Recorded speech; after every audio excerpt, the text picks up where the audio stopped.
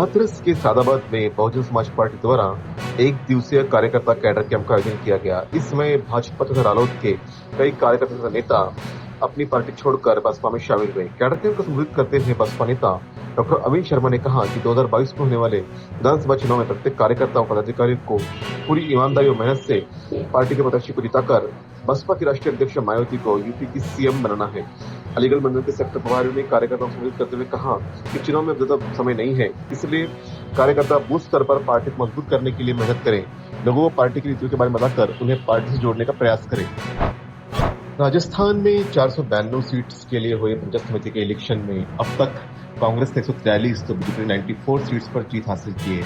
वहीं बीएसपी ने 9 तो निर्दलीयों ने लगभग 61 सीटों पर जीत हासिल की है। जिला परिषद के भी चुनाव के नतीजे भी आ रहे हैं। अभी तक जो प्राप्त नतीजे है उसमें से 72 में से 2 सीटों पर कांग्रेस आगे है। गृह मंत्री अमित शाह ने जहां लखनऊ में बीजेपी के सदस्यता अभियान की शुरुआत की, वहीं समाजवादी पार्टी अध्यक्ष अखिलेश यादव ने कांग्रेस और बीएसपी के नेताओं को पार्टी में शामिल करते हुए बीजेपी पर निशाना साधा। अखिलेश ने कहा कि बीजेपी में मनभेद ही नहीं बल्कि मतभेद भी है। अखिलेश ने यह भी कहा कि बीजेपी सभी विधायकों के टिकट काट लेगी तो भी यह जीत नहीं पाएगी। अखिलेश ने सवाल पूछा कि योगी सरकार ने 4.5 साल में लोगों को से टैबलेट बांटा। उन्होंने कहा कि आज किसान बीजेपी का सफाया चाहता है। दलित शख्स के हेयरकट से किया इनकार, सैलून मालिक समेत 3 के खिलाफ SC/SC एक्ट के तहत केस दर्ज। एक दलित व्यक्ति का बाल काटने से इनकार करने पर तमिलनाडु पुलिस ने एक सैलून के मालिक और 2 लोगों के खिलाफ मामला दर्ज किया है। दलित शख्स के खिलाफ जातिवादी गालियों का इस्तेमाल करने के लिए SC/ST अधिनियम के तहत एक सैलून मालिक और 2 अन्य के खिलाफ मामला दर्ज हुआ है।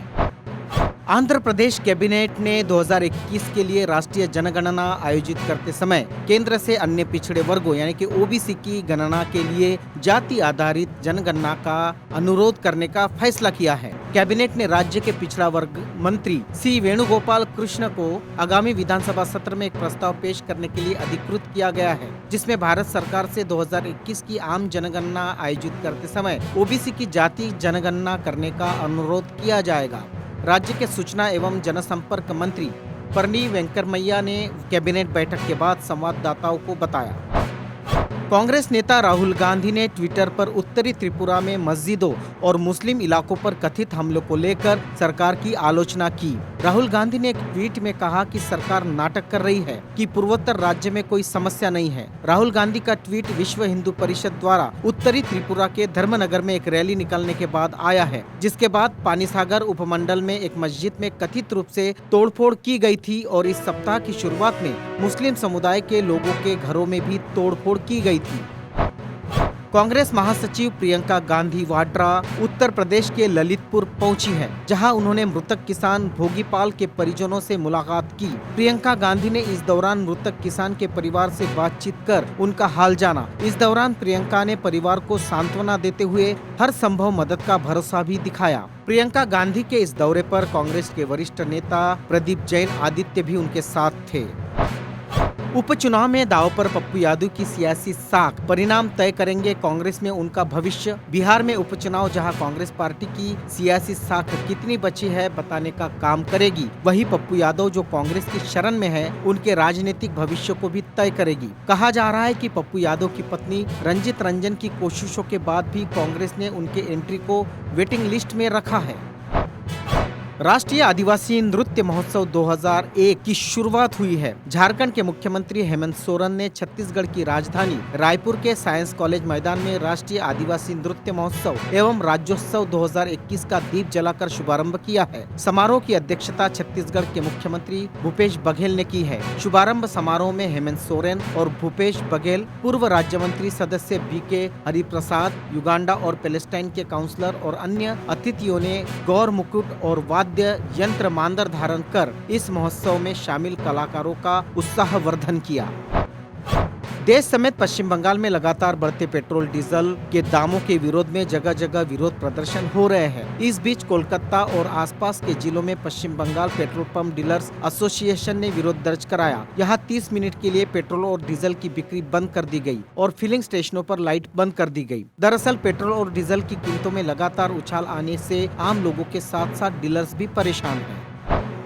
पश्चिम बंगाल की सीएम और तृणमूल सुप्रीमो ममता बनर्जी 3 दिवसीय दौरे पर गोवा पहुंच गई है, लेकिन गोवा की धरती पर पांव रखते हुए मुख्यमंत्री का स्वागत काले झंडे से किया गया। सीएम ममता बनर्जी शाम को डेबोलिम एयरपोर्ट पहुंची। डेबोलिम से पणजी की ओर रवाना हुई। उस समय कुछ युवाओं के एक समूह ने ममता के काफिले के सामने काले झंडे दिखाना शुरू कर दिया और जय श्री राम का नारा लगाना शुरू कर दिया। ये लोग ममता बनर्जी गो बैक के भी नारे लगाने लगे। पुलिस ने आनन फानन में उन्हें वहां से हटा दिया है।